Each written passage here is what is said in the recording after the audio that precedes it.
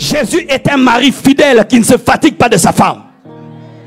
Les hommes prient, ils prient. Oh Jésus, Jésus. Jésus n'est pas qu'un sauveur, il est un modèle de mari. Jésus ne se fatigue pas de son épouse.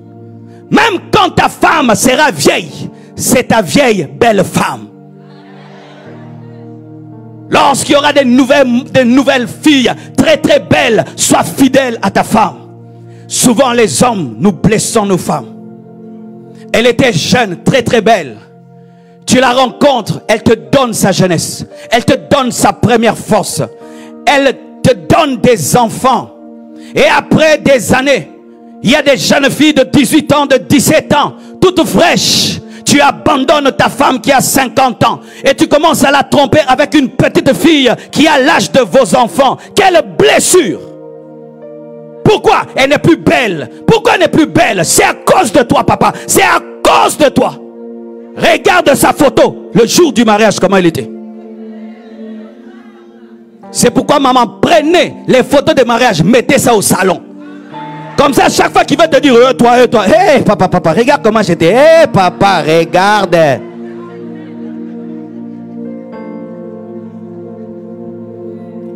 Vous ne faites plus de compliments à vos femmes, mais vous faites des compliments à vos secrétaires. Vous ne faites plus de compliments à vos femmes, seulement des compliments aux jeunes filles. Vous ne regardez plus vos femmes avec désir. Pourquoi? Elles ont vieilli. C'est de l'adultère dans le cœur.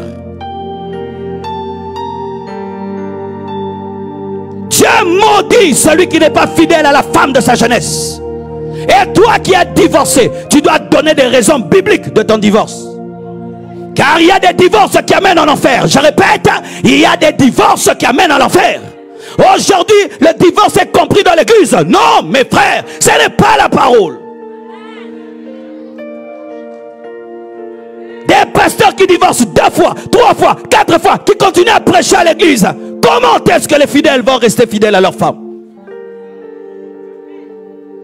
Tu ne peux divorcer que pour raison d'adultère. Et tu n'es pas obligé de divorcer, tu peux pardonner. Mais si tu n'arrives pas, tu peux divorcer pour raison d'adultère. Tu peux divorcer si le païen, la païenne, ta femme est païenne, elle refuse de vivre avec toi parce que tu es chrétien, elle s'en va. La Bible dit que tu es libre. Tu peux divorcer si l'autre te demande de faire un pacte avec le diable et tu refuses de faire le pacte avec le diable, il te dit va-t'en. Tu peux divorcer si l'autre veut te tuer parce qu'on ne se marie pas pour mourir. Dans le genre, ils t'empoisonnent parce qu'il y a des hommes qui se sont retrouvés empoisonnés par leur propre femme. Et le médecin a prouvé que tu avais du cyanure dans le corps parce que ta femme voulait te tuer pour avoir l'argent. Mais je n'aime plus son caractère, ce n'est pas une raison. Elle est sorcière, ce n'est pas une raison. Tu gardes ta sorcière et tu la délivres au nom de Jésus. Oui, on ne divorce pas parce que la femme est sorcière. Si la sorcière t'aime, tu la gardes. Si la sorcière t'aime, tu la gardes.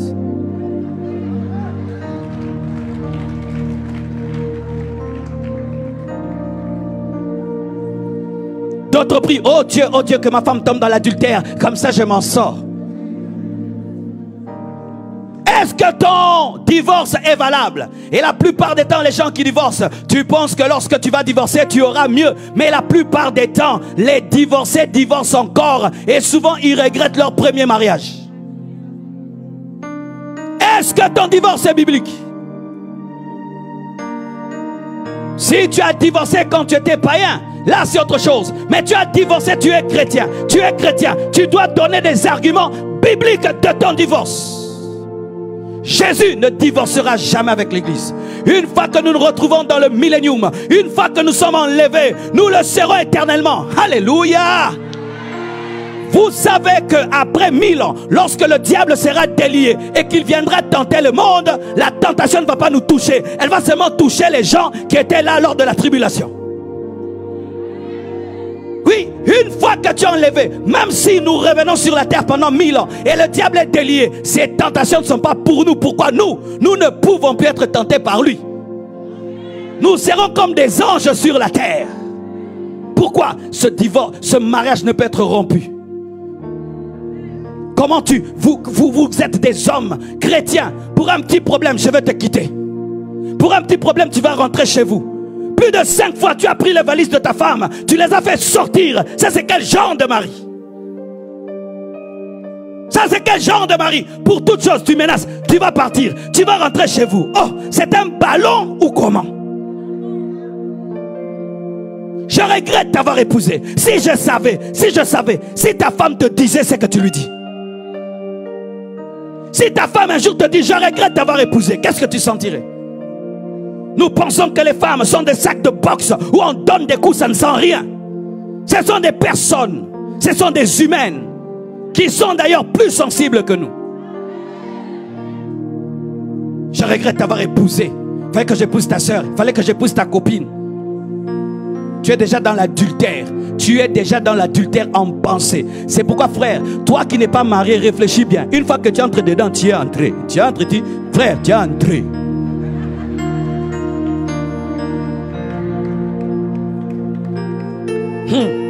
Souvent, il y a un dilemme. Les hommes veulent, les célibataires veulent entrer dans le mariage, les mariés veulent sortir. Et quand ils se rencontrent, les mariés posent la question aux célibataires, vous allez où? Oh, nous on va se marier. Oh, mais nous on veut rentrer là où vous êtes. Mais comment? Prenez le temps avant de vous marier. Si tu n'as pas trouvé, reste seul. Vaut mieux être un bon célibataire qu'être un mauvais marié. Si tu n'as pas trouvé, reste seul. Mais quand tu as trouvé, sois un bon mari. Amen, hein? Sois un bon mari. Il y a une récompense au ciel pour les bons maris. Donne-moi la main. Souvent les femmes supportent des mauvais maris. On est habitué à ça dans l'église. Une femme qui supporte un mauvais mari. On sait même dans l'église, cette maman a un mauvais mari, qui a un mauvais caractère, qui s'enivre, qui fume et qui fait cela. Mais vous voyez, toujours la femme est à côté. Mais souvent les hommes ne supportent pas d'avoir une mauvaise femme. Si les femmes peuvent supporter un mauvais mari, mon frère, si tu épousais une mauvaise femme, parce qu'il y a des hommes qui se sont mal mariés. Amen, hein? Vraiment tu l'étudies, tu vois vraiment, frère, vraiment, vraiment, frère, tiens bon. Je suis déjà allé traiter des problèmes dans certains couples. Quand tu vois le mari par la femme répond, tu dis, hé, Seigneur, celle-là vraiment, si moi je l'avais épousée, j'allais souffrir. Hein? Mais tu donnes des conseils, mon frère, pardonnez. Hein? Dans la... Mais toi, tu dis, hé, mais tu dois là.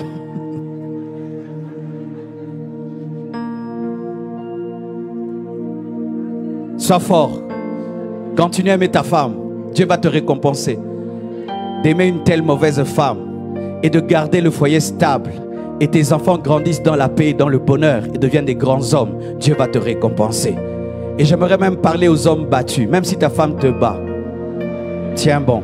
Oui, car souvent nous parlons que des femmes battues. Il y a des hommes battus. Car il y a des femmes qui sont plus fortes que leur mari. Mais on ne peut jamais le savoir. Je vous assure, il y a des femmes qui sont plus fortes que leur mari.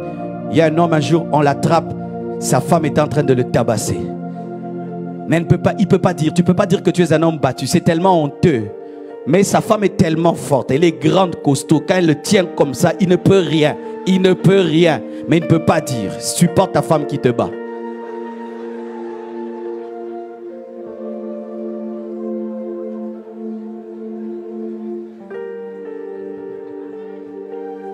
Donne-moi la main.